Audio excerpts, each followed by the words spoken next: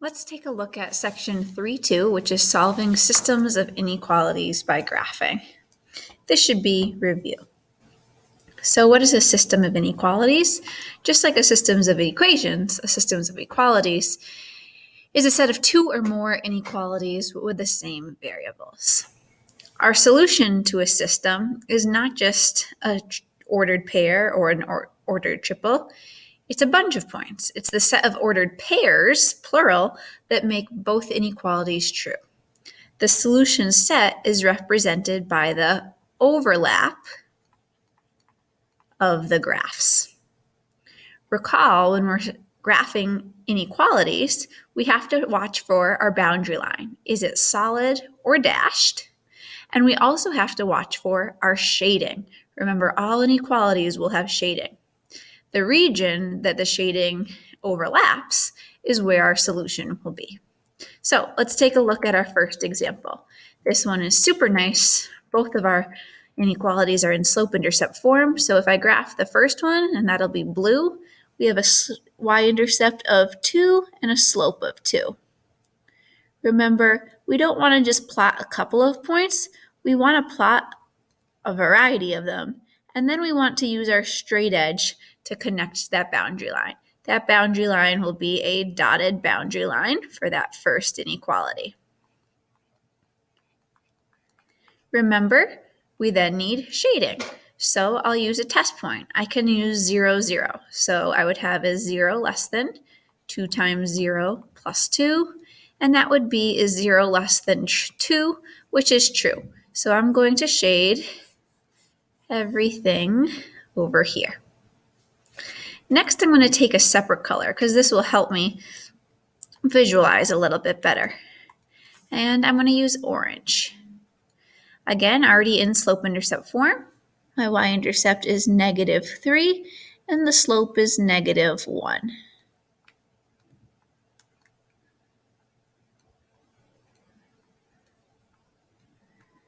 And that one we will connect with a solid line. Please use a straight edge.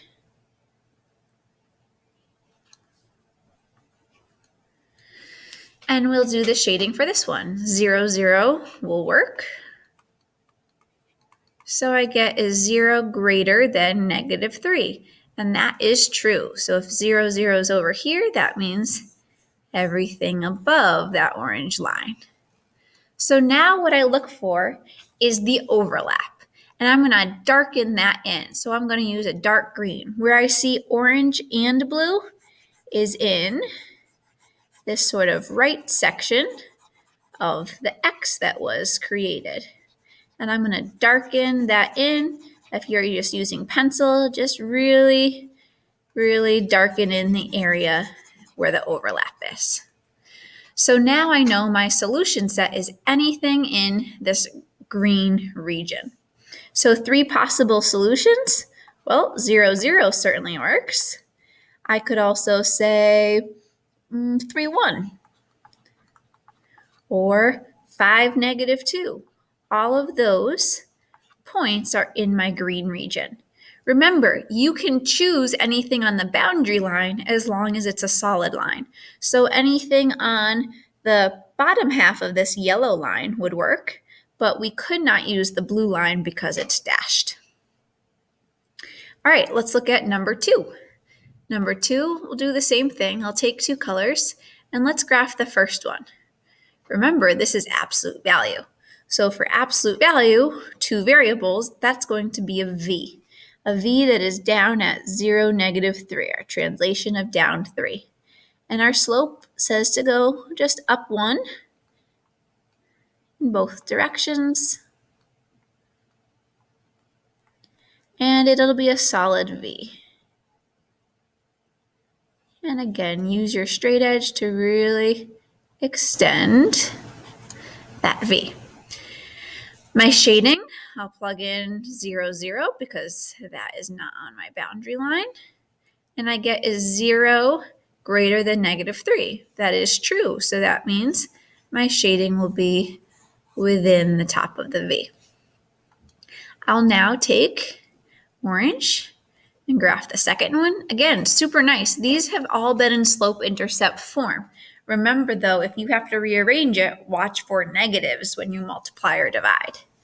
So y-intercept is 5, and we're going to go up 4 over 3, or down 4 over 3. And that'll be a dashed dotted line. Now my shading, I can use 0, 0 again for this guy. So we'll plug in 0 for x and y. And I get, is 0 less than 5? Yes, it is. So my shading of the orange will be all down here. Now I will take a different color, or with your pencil, you're going to just darken the area where there's that overlap. So my overlap looks like a kind of a rectangular region here, and it would continue on and on. So what are some solutions? Again, 0, 0 was a solution. We have the ordered pair, let's say 1, 3, that works. Again, anything in the shaded region. Anything on the solid line would work. So for instance, 5, 2, that works. Okay. Let's do one more together. I'm going to have it be number 4.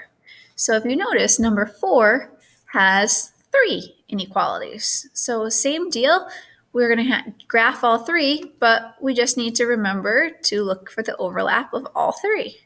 So the first one, don't forget, when it's just an x equals or an x inequality, that's going to just be a vertical line. So we'll go to where x is 2, and it's telling me that that needs to be a dashed vertical line. Don't forget about the shading before we move on. It's saying all x values greater than 2. So the x values greater than 2 are to the right. Notice I don't go too heavy with the shading at first because I want to be able to see that overlap, okay? The second is y is less than 4, less than or equal to. So we're going to go up to where y is 4, and that'll be a solid horizontal line through y is 4. And the y values that less than that are below. Okay, one more graph. I'll use purple. Or why don't I use, purple. Why don't I use a light green? Okay, and nice in slope-intercept form, y-intercept of -2 and a slope of 2.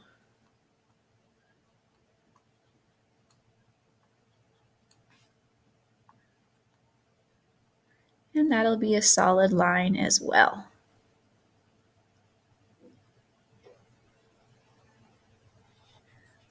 Okay, our test point for shading, 0, 0 just barely works, but it does indeed. And I get, is 0 greater than -2? And in fact, it is. So this one is really, really tricky, but you have to look very closely at where these overlaps are. Remember, it's where blue, orange, and green are. And the only place where those overlap is this tiny little triangle that I'm darkening in. That is the only place where orange, blue, and green overlap. Everywhere else we see overlap, but remember, to be a solution, it has to fit all 3 of the inequalities. So 3 possible solutions is a little tricky there, but one that definitely works would be the intersection point of this green and orange line, since they're both solid, and that blue is part of that. So that would be the ordered pair 3, 4. That one definitely works. I'll let you find a few others, but they're going to be decimals, right? Like 2.1 and 3.4. Okay, so finish those up. And then what I'd like you to try is number 3. Remember, Those ones are not in slope-intercept form, so be sure to put them in slope-intercept form first and then graph. Number 5 is asking you to find the coordinates of the vertices of the triangle formed by the 3 equations. So this one will be very similar to the one we just graphed, but instead of necessarily looking for the overlap, we're just looking for those intersections amongst all 3 of the inequalities so that we can tell what the corners or vertices of the triangle are. Have at it.